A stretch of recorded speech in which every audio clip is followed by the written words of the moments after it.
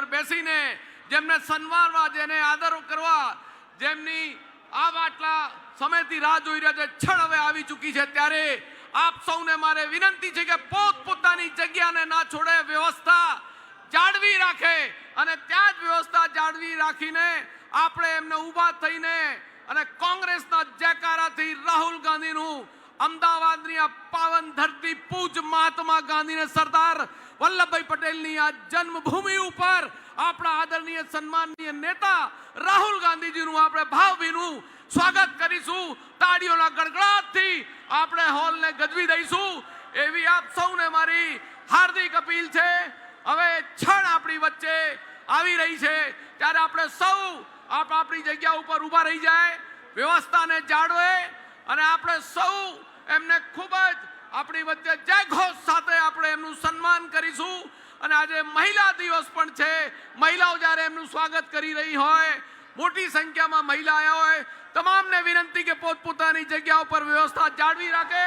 આપણા નેતા રાહુલ ગાંધીજી, આદરણીય લોકસભાના વિપક્ષના નેતા, આ રાષ્ટ્રના જનનાયક, હિન્દુસ્તાનમાં કન્યાકુમારીથી કાશ્મીર સુધી લોકોના હક અને અધિકાર માટે જેમને જે ઘોષ કર્યો છે એવા રાહુલ ગાંધીજી આપણી વચ્ચે પધારી ચૂક્યા છે। આપણે તાળીઓના ગડગડાટથી રાહુલ ગાંધી तुम आगे बढ़ो, राहुल गांधी तुम आगे बढ़ो, राहुल गांधी संघर्ष करो, आवाज दो, आवाज दो। હવે આપણી વચ્ચે એ ઘડી આવી ચૂકી છે જેનું આપણે રાહ જોઈ રહ્યા હતા। હવે હું અમદાવાદ કોર્પોરેશનના વિપક્ષના નેતા ભાઈ શહેજાદ ખાનને વિનંતી કરીશ કે જે મોમેન્ટથી એમનું સ્વાગત કરવાનું છે અને હું પોતે શહેર કોંગ્રેસના પ્રમુખ તરીકે એમનું સ્વાગત કરવા જઈ રહ્યા છે।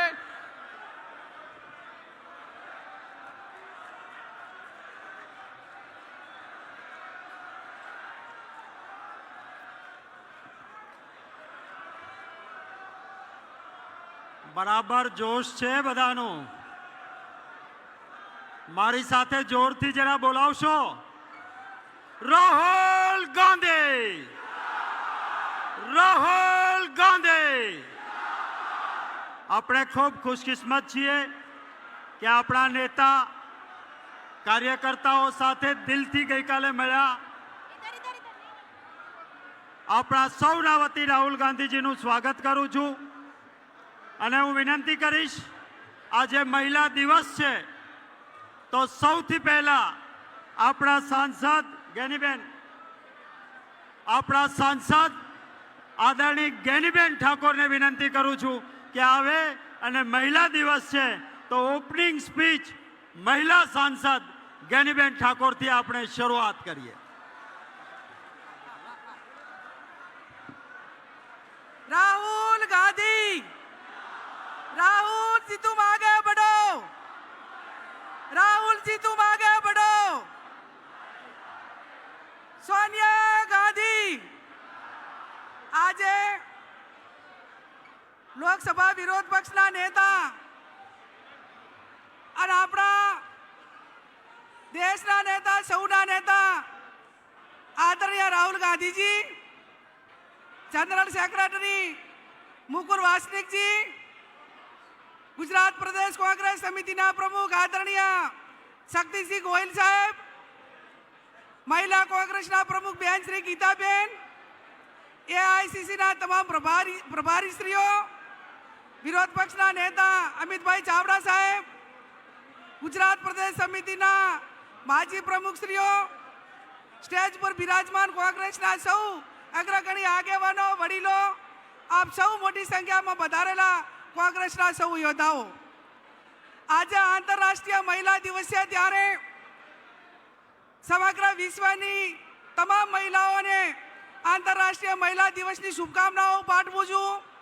साथे साथे आज बाबा साहेब आंबेडकर ने जे आपणाने बंधारणीय हको आप्या ए बंधारणीय हको जारे आपणे महिलाओने एना थकी अनेक क्षेत्रनी अंदर आगळ वधवा माटेनी तक मळी छे, त्यारे पंचायती राज में ए वखतना वडाप्रधान એ રાજીવજીએ 33% મહિલાઓને અનામત આપીને લોકલ બોડીમાં ચૂંટણીઓ લડવા માટેનો મહિલાઓને મોકો આપ્યો અને એના હિસાબે આજે દેશમાં સૌથી વધારે મહિલા સરપંચો, તાલુકા પંચાયત, જિલ્લા પંચાયત, નગરપાલિકા અને એમાંથી આગળ વધીને જનરલ સીટો ઉપર ધારાસભ્ય અને સંસદ સભ્ય સુધી આ દેશની મહિલાઓ પહોંચી છે.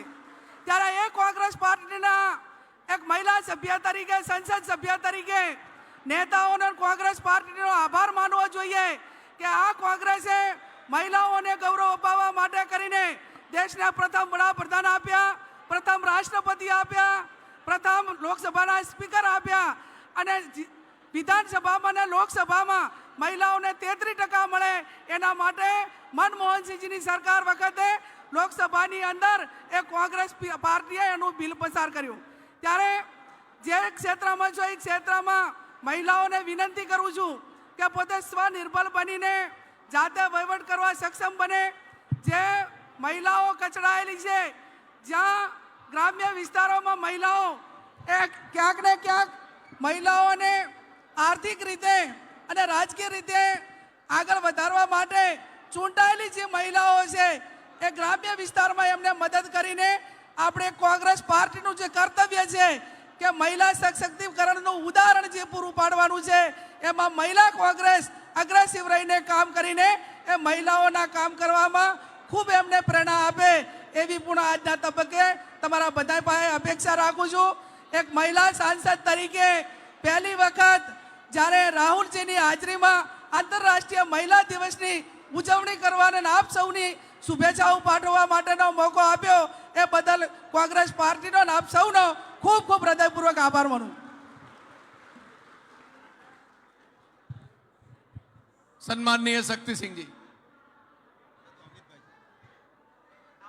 આપણે જોશ ઘણો બધો છે, પણ અંદરો અંદર વાતો નહીં કરીએ અને શાંતિ રાખીશું તો મજા આવશે ને? હા કે ના? તો મારી વિનંતી છે, ખુરશીઓ ઓછી પડી છે, હું સમજી શકું છું. કાર્યકર્તા મિત્રોને ઊભું રહેવું પડ્યું છે. જ્યાં જગ્યા મળે ત્યાં બેસીને શાંતિથી સાંભળીએ. હું વિનંતી કરીશ કોંગ્રેસ વિધાનસભા પક્ષના નેતા માનનીય અમિતભાઈ ચાવડાને કે આવે અને સંબોધન કરે.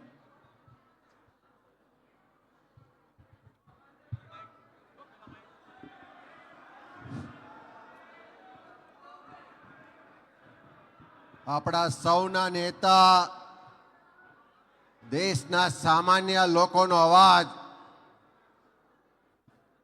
લોકસભાના વિપક્ષના નેતા આદરણીય રાહુલ ગાંધીજી, ગુજરાત કોંગ્રેસના સંગઠન પ્રભારી આદરણીય મુકુલ વાસનિકજી, પ્રદેશ કોંગ્રેસ સમિતિના આપણા પ્રમુખ આદરણીય શક્તિસિંહભાઈ, પૂર્વ પ્રમુખશ્રીઓ આદરણીય ભરતસિંહભાઈ, આદરણીય સિદ્ધાર્થભાઈ, આદરણીય જગદીશભાઈ, આપણા એઆઈસીસીના ચારેવ સેક્રેટરીશ્રીઓ, મંચ પર બિરાજમાન કોંગ્રેસના તમામ આપણા વરિષ્ઠ આગેવાનો, તે 30 વર્ષથી સરકાર નહીં હોવા છતાં આ સરકાર સામે ઝઝૂમતા સંઘર્ષ કરતા એવા કોંગ્રેસ પરિવારના તમામ મારા વડીલો, ભાઈઓ, બહેનો, યુવાન સાથીઓને સલામ કરું છું. રાહુલજી જે બબ્બર શેરની વાત કરે એવા બબ્બર શેર અહીંયા બેઠા છે અને એવા જ ગઈકાલે જિલ્લા કોંગ્રેસ સમિતિના પ્રમુખશ્રીઓ, તાલુકા કોંગ્રેસ સમિતિના પ્રમુખશ્રીઓ અને પક્ષના વરિષ્ઠ આગેવાનો સાથે રાહુલજીએ ખૂબ વિગતવાર સંવાદ કર્યો છે. અને આ તમામ સંવાદનો એકમાત્ર ઉદ્દેશ કોઈ હોય તો છેલ્લા 30 વર્ષથી રાજ્યમાં જે ભારતીય જનતા પાર્ટીનું કુશાસન ચાલે છે, આ રાજ્યમાં ખેડૂતો પરેશાન છે, યુવાનો બેરોજગાર છે, મહિલાઓ પર રોજ અત્યાચાર થઈ રહ્યા છે, નાના વેપારીઓના ધંધા વેપાર ચોપટ થઈ રહ્યા છે, એ ડાયમંડ ઇન્ડસ્ટ્રી હોય, ટેક્સટાઇલ ઇન્ડસ્ટ્રી હોય, બધા જ ધંધા વેપારમાં મંદી ચાલી રહી છે, દારૂ, જુગાર, ડ્રગ્સની બધી વધી રહી છે.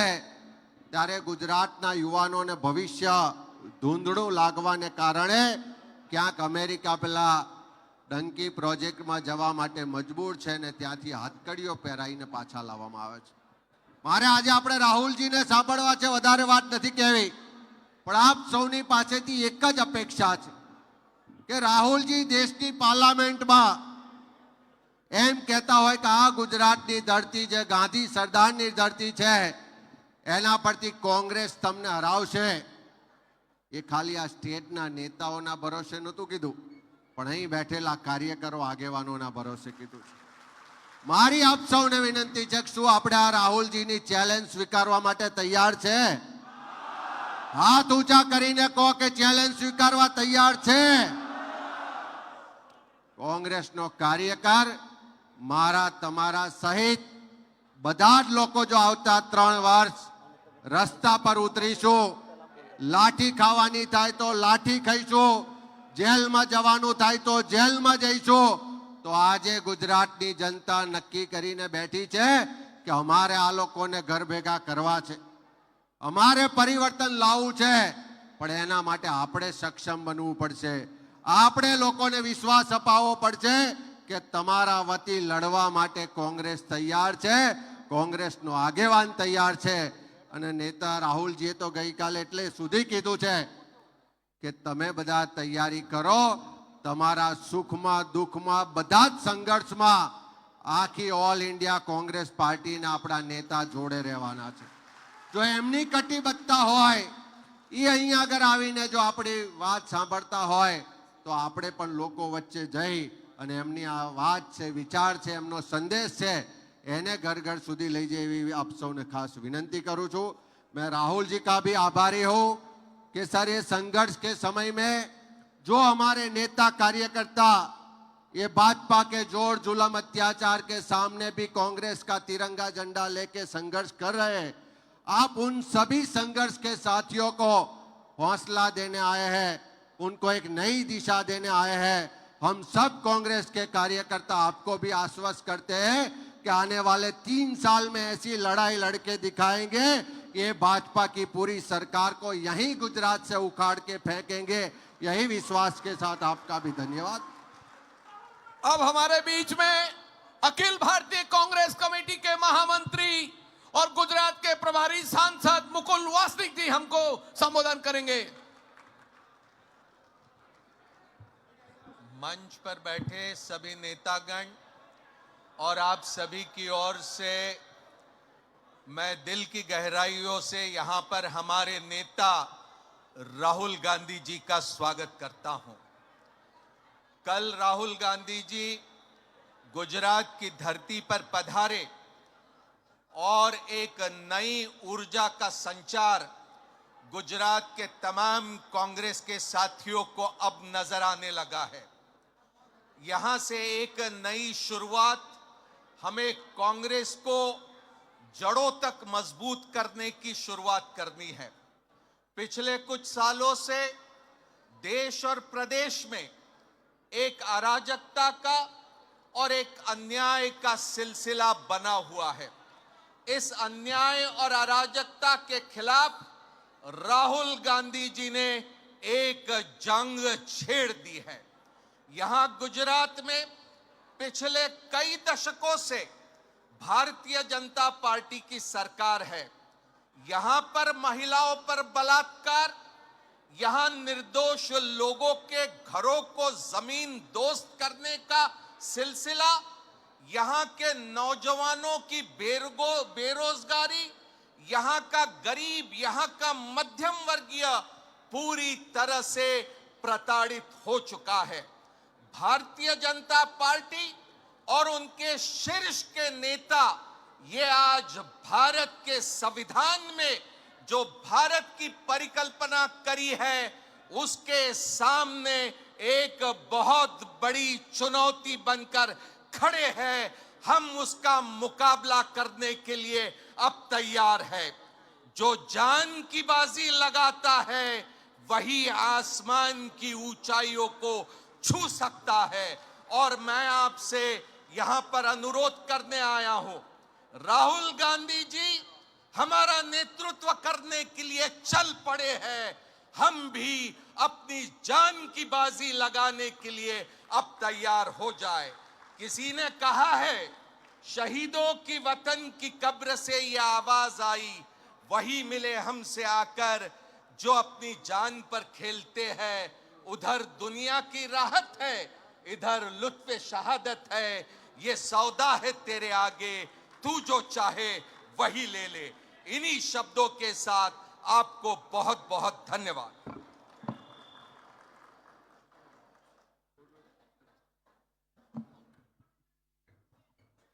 एक वक्त जोरदार मारा साथे થઈ જાય રાહુલ ગાંધી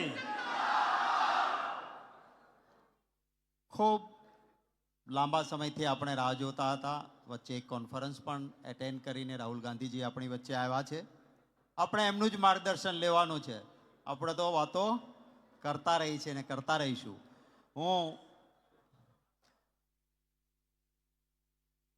मैं गुजारिश करूंगा हमारे जन नेता, मैं जन नेता इसलिए कह रहा हूं, कल देखा ना आपने जमीन पे सैकड़ों कार्यकर्ताओं के बीच सीढ़ी पे बैठ के अगल बगल में सारे कार्यकर्ता है फोटो खिंचाए, वो जन नेता है। बाकी तो हमने वो भी देखा है 56 इंच का सीना पर, अगर परिंदा भी पर काट ले तो डर जाते हैं, वो नहीं है। ये नेता होते हैं जो लोगों के बीच प्यार से निकलते हैं। मणिपुर में भी जाके कभी डरे नहीं और मणिपुर में जाके हमारी बहनों के आंसू पहुंचने वाले आज महिला दिन है और मैं राहुल गांधी जी हमारे बीच है, मैं दिल से धन्यवाद करता हूं। ये दूसरा मौका है। एक साल पहले भी जब महिला दिन था तो आदिवासी महिलाओं के बीच में दाहोद में आपने केक काटी थी और वही आज भी महिला दिन है। तो सारे गुजरात की बेटियों की ओर से, माताओं की ओर से आपका धन्यवाद करते हुए एक बार हम जोर से बोलेंगे राहुल गांधी। अब हम कहेंगे हम संघर्ष करेंगे, राहुल गांधी हमारे साथ है। हमें उनको सिर्फ नहीं कहना है कि राहुल गांधी संघर्ष करो हम साथ है, मैं कहूंगा हम संघर्ष करेंगे, आप कहोगे राहुल गांधी हमारे साथ है। ठीक है, हम संघर्ष करेंगे, हम संघर्ष करेंगे। इन्हीं लफ्जों के साथ मैं आमंत्रित करता हूं हमारे जन नेता राहुल गांधी जी को कि आइए और संबोधित कीजिए।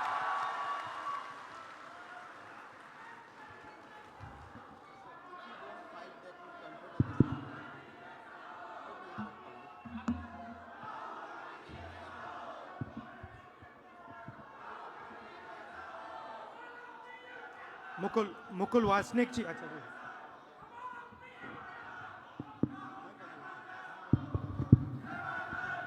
मुकुल वासनिक जी,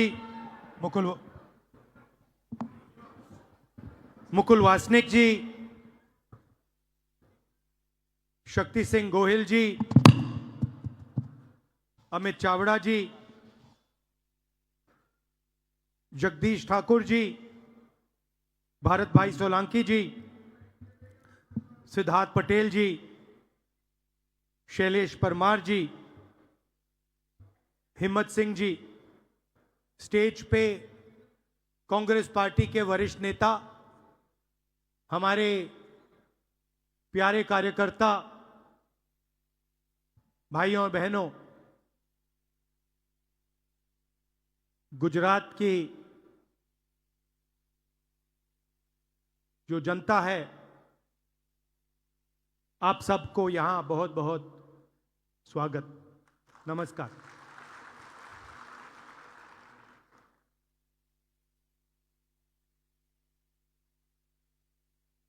कल मैं यहां आया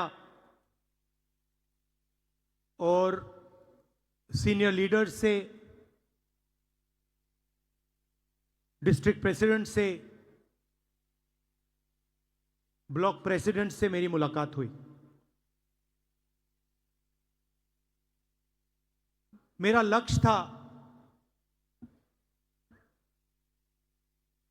कि जो आपके दिल में बात है, जो आपके दिल में दर्द है, उसे मैं समझूं, उसे मैं सुनूं। बहुत बातें निकली संगठन के बारे में, गुजरात की राजनीति के बारे में, जो यहां की सरकार है वो किस प्रकार से काम करते हैं, धमकाते हैं, डराते हैं, उसके बारे में। और मैं अच्छी तरह आपकी बात सुन रहा था।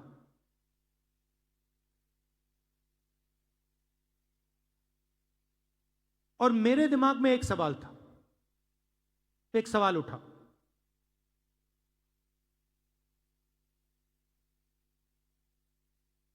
कि मेरी और कांग्रेस पार्टी की गुजरात में क्या जिम्मेदारी बनती है। अगर मैं यहां आया हूं सिर्फ कांग्रेस पार्टी के लिए नहीं आया हूं, मैं गुजरात के युवाओं के लिए, गुजरात के किसानों के लिए,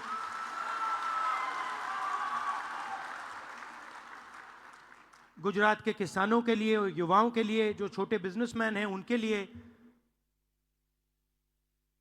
जो मेरी बहनें हैं उनके लिए आया हूं। तो मैंने अपने आप से पूछा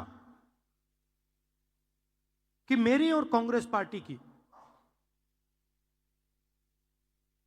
क्या जिम्मेदारी है।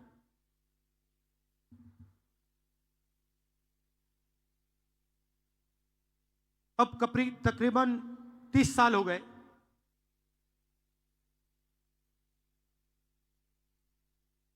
हम यहां सरकार में नहीं हैं, और जब भी मैं आता हूं तो डिस्कशन 2017,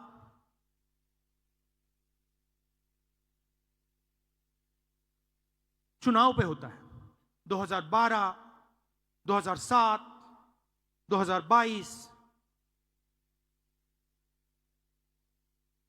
2027,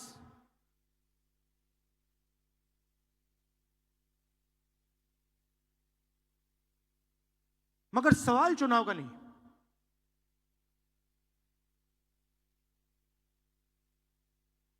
जब तक जो हमारी जिम्मेदारी है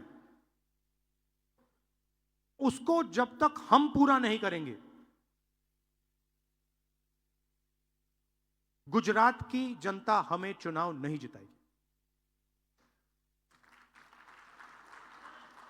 और सचमुच में हमें गुजरात की जनता से यह मांगना भी नहीं चाहिए कि आप हमें सरकार दीजिए, जब तक हमने अपनी जिम्मेदारी पूरी करी। जिस दिन हमने अपनी जिम्मेदारी पूरी कर दी, उस दिन मैं आपको गारंटी करके कहता हूं कि गुजरात के सारे लोग कांग्रेस पार्टी को अपना समर्थन दे देंगे।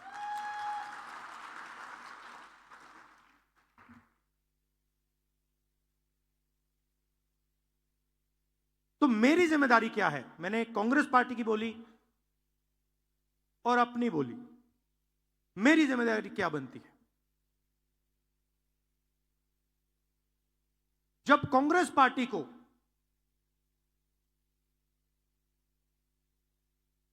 अंग्रेजों का सामना करना पड़ रहा था,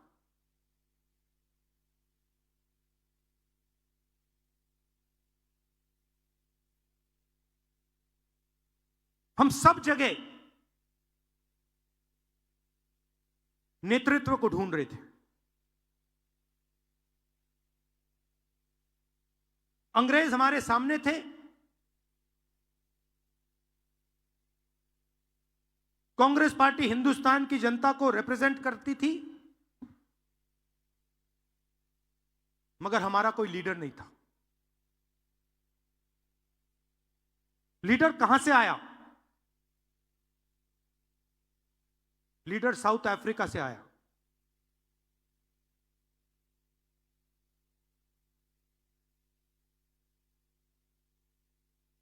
कौन थे? महात्मा गांधी थे। और किसने हमें दिए? साउथ अफ्रीका ने नहीं दिया। गुजरात ने कांग्रेस पार्टी को हमारा ओरिजिनल नेतृत्व दिया।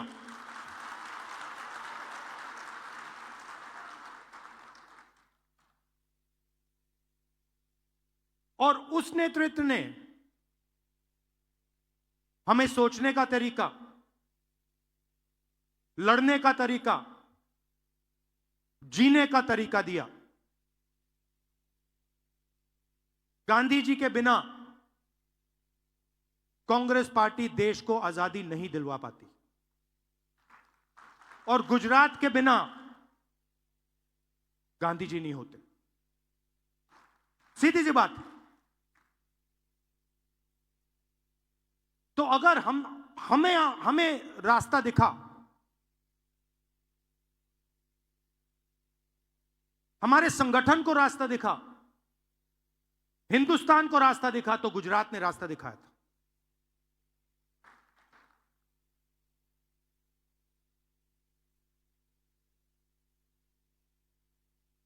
और उनके एक कदम पीछे आपने हमें सरदार पटेल दीजिए। तो हमारे जो सबसे बड़े नेता थे,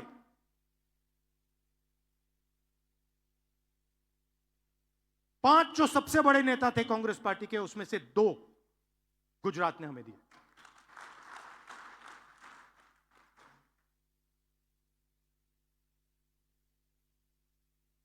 गुजरात हमसे यही मांग रही है। गुजरात फंसा हुआ है। गुजरात को रास्ता नहीं दिख रहा है।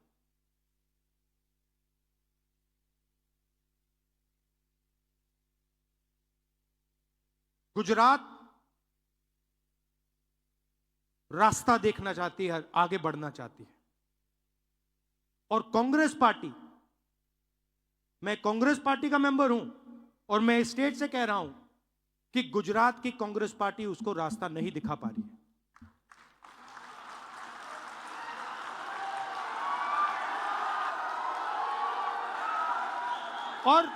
और मैं शर्मा कर नहीं बोल रहा हूं, मैं डर के नहीं बोल रहा हूं, मैं शर्मा के नहीं बोल रहा हूं, मगर मैं आपके सामने ये बात रखना चाहता हूं कि चाहे हमारे कार्यकर्ता हो, चाहे राहुल गांधी हो, चाहे हमारे जनरल सेक्रेटरी हो, चाहे हमारे पीसीसी प्रेसिडेंट हो, हम गुजरात को रास्ता नहीं दिखा पा रहे हैं। और हमें ये सबसे पहले, अगर हम गुजरात की जनता को रिस्पेक्ट करते हैं तो हमें ये साफ कहना पड़ेगा कि आज तक जो पिछले 15, 20, 30 साल जो गुजरात की एक्सपेक्टेशन हमारे से थी, मुझसे थी, हमारे पीसीसी प्रेसिडेंट से थी, हमारे इंचार्ज से थी, वो हम पूरी नहीं कर पा रहे। पहले ये बोलना पड़ेगा, क्योंकि अगर हम ये नहीं बोलेंगे तो हमारा गुजरात की जनता से कभी रिश्ता नहीं बनेगा। और मैं यहां गुजरात के युवाओं से रिश्ता बनाने आया हूं।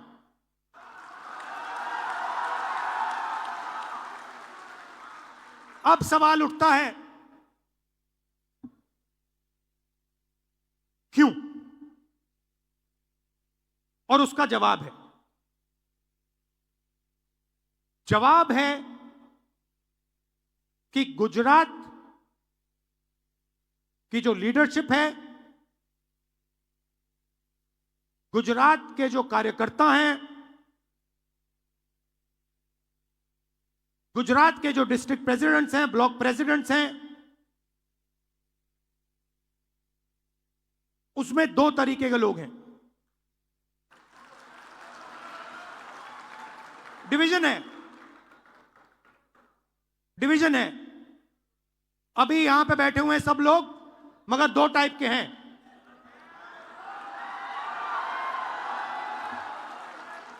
एक है जो जनता के साथ खड़ा है, जो जनता के लिए लड़ता है, जो जनता की इज्जत करता है और जिसके दिल में कांग्रेस पार्टी की विचारधारा है। और दूसरा है जो जनता से कटा हुआ है, दूर बैठता है, जनता की इज्जत नहीं करता है,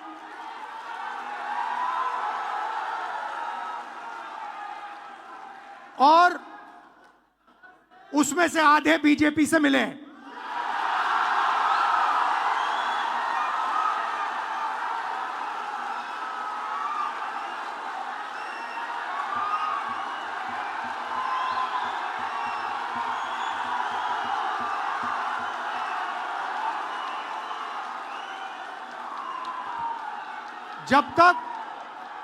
जब तक हमने इन 2 को क्लियरली अलग नहीं किया, तब तक गुजरात की जनता हम में बिलीव नहीं कर सकती है।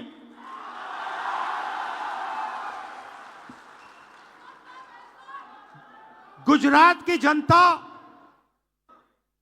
गुजरात के व्यापारी, गुजरात के स्मॉल और मीडियम बिजनेसेस, गुजरात के किसान, गुजरात के मजदूर, गुजरात के स्टूडेंट्स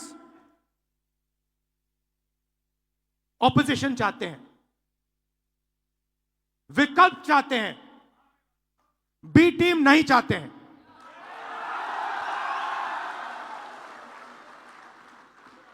तो मेरी जिम्मेदारी ये 2 जो ग्रुप्स हैं इनको छानने का है। कांग्रेस पार्टी में नेताओं की कमी नहीं है। District level, block level, senior level नेता हैं, बब्बरशेर हैं, मगर पीछे से चेन लगी हुई है और बब्बरशेर बंधे हुए हैं सब। एक बार मेरी मीटिंग हो रही थी, वहां पे शायद मध्य प्रदेश का डेलीगेशन था। एक कार्यकर्ता खड़ा हुआ, कहता है राहुल जी आप एक काम कर दीजिए। मैंने कहा क्या? कहता है 2 तरीके के घोड़े होते हैं, एक होता है रेस का, एक होता है शादी का। कांग्रेस पार्टी रेस के घोड़े को बारात में डाल देती है और बारात के घोड़े को रेस में डाल देती है।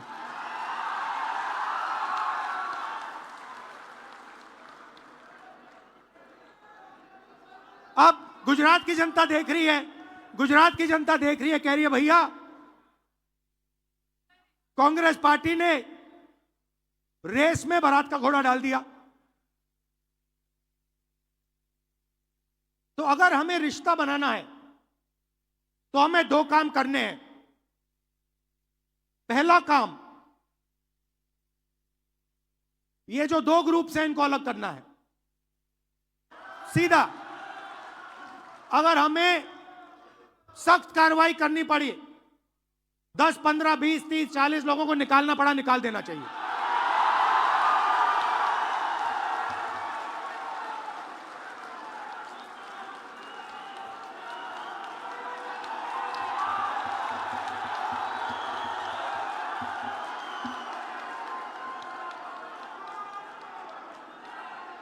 बीजेपी के लिए अंदर से काम कर रहे हो, चलो जाके देखते हैं, बाहर से काम करो।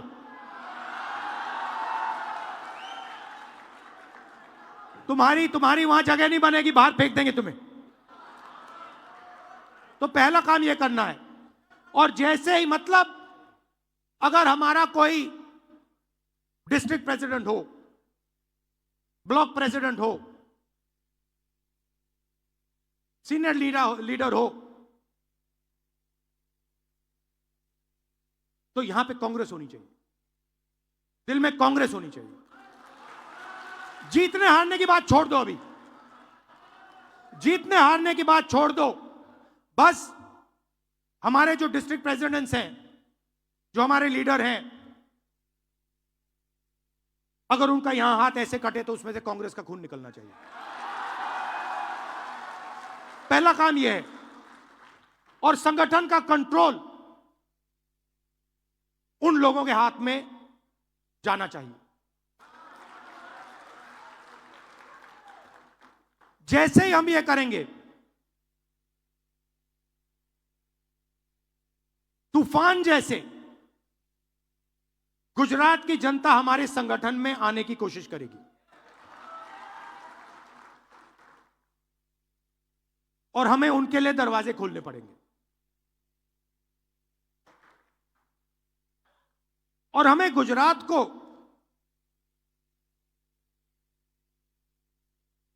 अब चुनाव के बारे में बात नहीं करनी। यह हमारा प्रोजेक्ट 2 साल का नहीं है, 3 साल का नहीं है, यह हमारा प्रोजेक्ट 50 साल का है।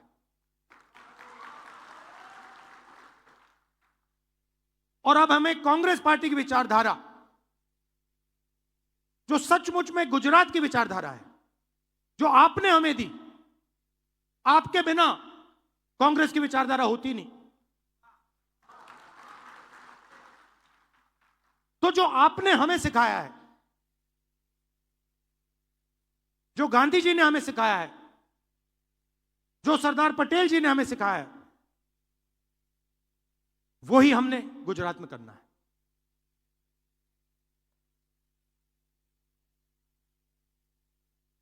मैंने कहा कि गुजरात फंसा हुआ है। गुजरात की बैकबोन क्या है? गुजरात की बैकबोन छोटे व्यापारी हैं, स्मॉल और मीडियम बिजनेसेस हैं, एंटरप्रेन्योर्स हैं।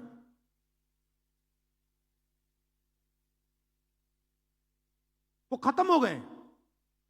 आप डायमंड इंडस्ट्री को देखिए, टेक्सटाइल इंडस्ट्री को देखिए, सिरेमिक्स इंडस्ट्री को देखिए।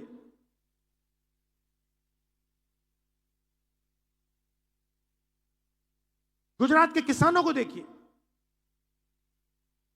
ये चिल्लाकर कह रहे हैं कि हमें एक नया विजन चाहिए।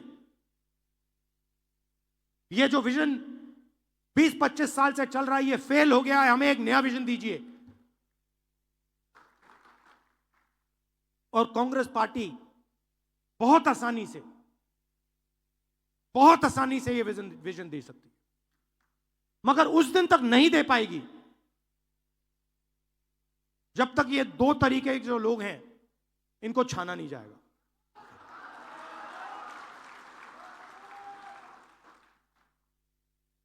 तो ये मैं आपसे कहने आया था कि जनता से जुड़ने की जरूरत है।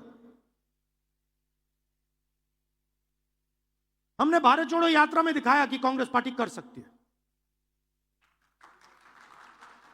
कन्याकुमारी से कश्मीर तक हमने दिखाया कि कांग्रेस पार्टी जनता के साथ आसानी से जुड़ सकती है, और देश की पॉलिटिक्स बदल गई। हमारे नेताओं को, और मैं इसमें अपने आप को भी जोड़ रहा हूं, हमारे नेताओं को गुजरात की जनता के बीच में, घर में जाना पड़ेगा। उनकी आवाज सुननी पड़ेगी। आप हमसे चाहते क्या हो, हम आपके लिए क्या कर सकते हैं, हम आपकी शिक्षा के लिए, स्वास्थ्य के लिए, बिजनेस के लिए, भविष्य के लिए क्या कर सकते हैं, बताइए। हम सुनने आए हैं, भाषण देने नहीं आए हैं, नारे लगाने नहीं आए हैं। हम सुनने आए हैं। जो आपके दिल में है, आप हमें बताइए। यह पहले करना पड़ेगा। और ये आसानी से, मैं आपको कह रहा हूं, आसानी से किया जा सकता है। आप एक बात याद रखिए, मैं अभी कह रहा था गाड़ी में,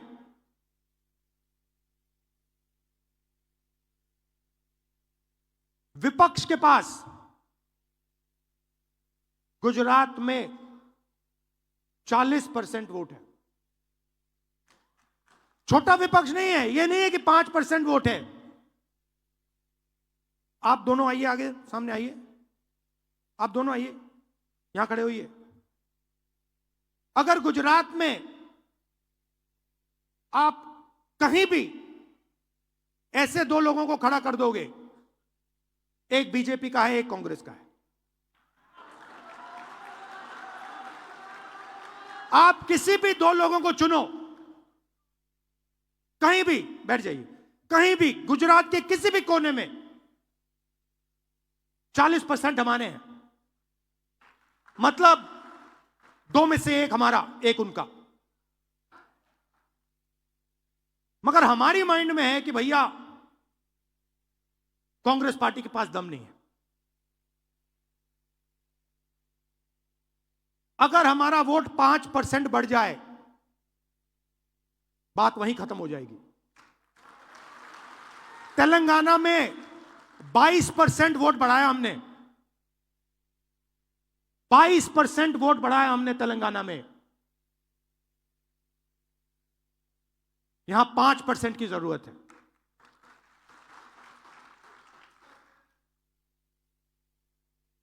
मगर छाने बिना 5% नहीं मिल सकता। तो यह मैं आपसे कहने आया था, जहां भी आप मुझे ले जाना चाहते हो, जिस डिस्ट्रिक्ट में ले जाना चाहते हो, जहां भी, सूरत हो, अहमदाबाद हो, खेड़ा हो, कच्छ हो, जहां भी ले जाना चाहते हो, मुझे बताओ। मैं गुजरात को समझना चाहता हूं, मैं गुजरात की जनता से रिश्ता बनाना चाहता हूं।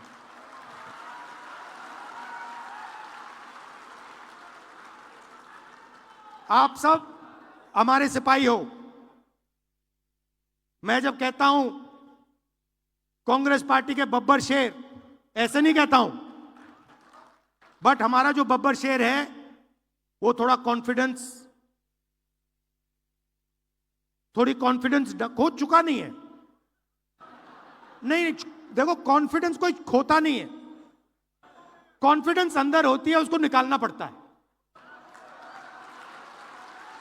मेरा काम आपके अंदर जो कॉन्फिडेंस है उसको निकालने का है,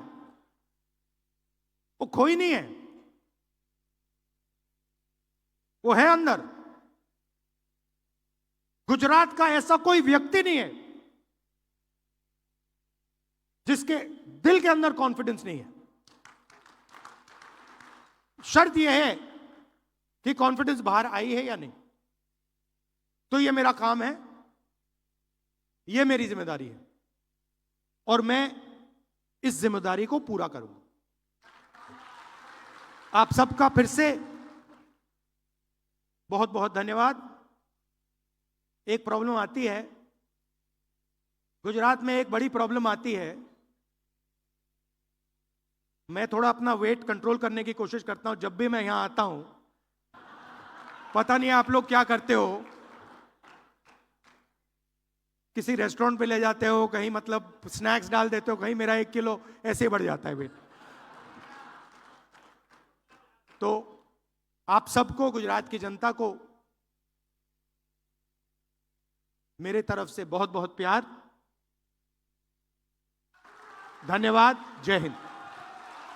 આપણે બધા પોતાની જગ્યાએથી ઊભા થઈને, બધા પોતપોતાની જગ્યાએ ઊભા થઈને તાળીઓના ગગડાટથી રાહુલજી આ ગુજરાતની પૂજ્ય મહાત્મા ગાંધી ને સરદાર વલ્લભભાઈ પટેલની ભૂમિ ઉપર અમદાવાદ શહેરમાં જ્યારે પધાર્યા છે, ત્યારે એમનું સમગ્ર ગુજરાત વતી, ગુજરાત પ્રદેશ કોંગ્રેસ વતી ખૂબ ખૂબ ધન્યવાદ અને આભાર માનું છું કે ગઈકાલથી લઈને આજ એમને સતત 24 કલાક સુધી કોંગ્રેસના તમામ કાર્યકર્તાઓનો અભિવાદન ઝીલ્યો છે, બધાને સાથે મળ્યા છે, ચર્ચા વિચારણા કરી છે। और राहुल जी, मैं आज आपको विश्वास दिलाता हूं गुजरात कांग्रेस की ओर से, आज जो आपने यहां जो आवाज उठाई है उस आवाज को हम बुलंदी पर ले जाएंगे। हम हमारी जान न्यौछावर करके आपकी बात को और कांग्रेस की बात को या मजबूताई से आगे बढ़ाएंगे। ये कांग्रेस पार्टी आपको वादा करती है। आपका बहुत बहुत हृदयपूर्वक धन्यवाद।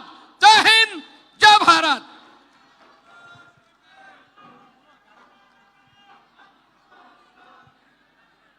હવે રાહુલજી જ્યારે અહીંયાથી પ્રસ્થાન કરે પછી જમણા હાથે સંયમપૂર્વક અમદાવાદના લોકો અહીંયા જ બેસે।